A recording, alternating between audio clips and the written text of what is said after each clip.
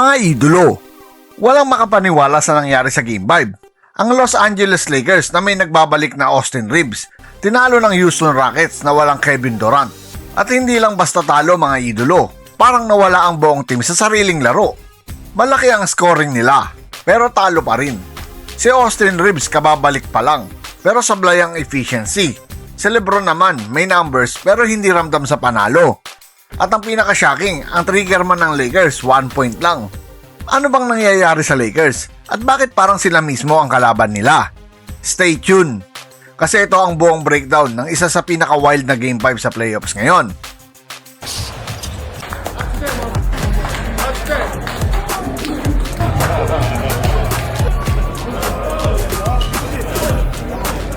Hello guys, welcome!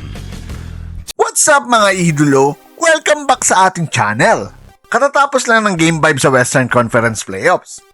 At kung inaasahan mo na Lakers ang aangat, ibang kwento ang nangyari. Mas gutom, mas compose, at mas balance ang Houston Rockets. Hindi sila umasa sa isang superstar. Team basketball ang pinakita nila. Habang ang Los Angeles Lakers, oo may scoring. Pero parang walang direksyon. Parang bawat possession may mali. Parang bawat run ng Rockets walang sagot ang Lakers. Simulan natin sa numbers. Si Austin Reeves may 22 points. Sounds good, right? Pero 4 out of 16 ang field goal. Ibig sabihin, hirap na hirap siyang mag-convert. Volume scorer pero inefficient. Si DeAndre Ayton may 18 points, 18 rebounds. Solid double-double. Walang reklamo dito mga idolo. Si LeBron James naman mga idolo. May 25 points. 9 out of 20 ang shooting. Pero minus 5 sa plus-minus.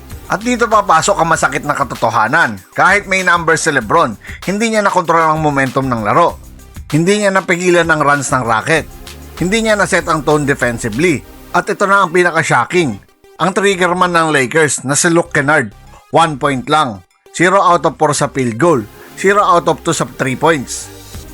Isipin mo yun mga idolo, sa isang do or die type na Game 5. Ang isa sa inaasahan mong scorer halos walang ambag. Hindi lang basta malas to. Baka system failure na to. O coaching failure.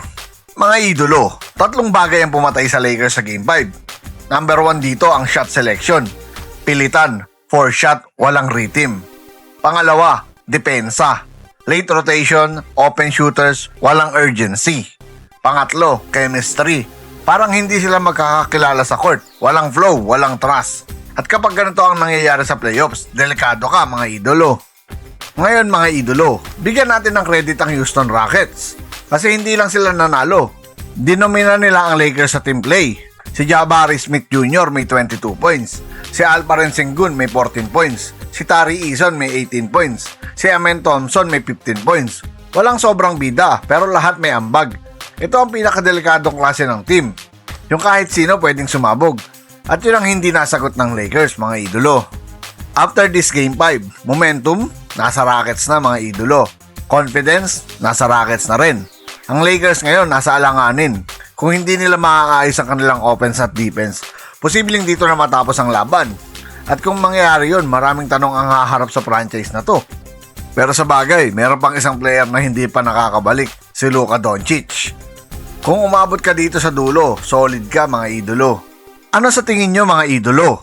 Matatapos na kaya ang series sa Game 6? O mapipwersa pa ng Rockets ang Game 7? Comment down below.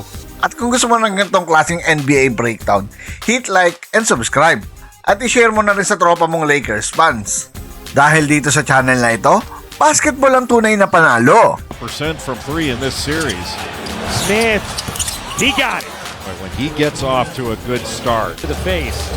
Double cut. comes, yeah. Thompson there to finish it. that cut by Josh Okogie. For Game 5. Reeves lost it. Eason lobs it. Thompson waits and slams. And now you head back to Houston with some momentum. How much confidence do you have heading into this Game 6? Everybody feeling amazing. You know, nobody's tired. Today, everybody showed it. And we're going in front of our family, fans, you know. Hopefully, it's going to be a lot of people out there. And, you know, we're going to protect home and come back here for Game 7. Once again, this is your Spotlights and Sports. Maraming salamat mga ka-sports. Parang mali na naman ah.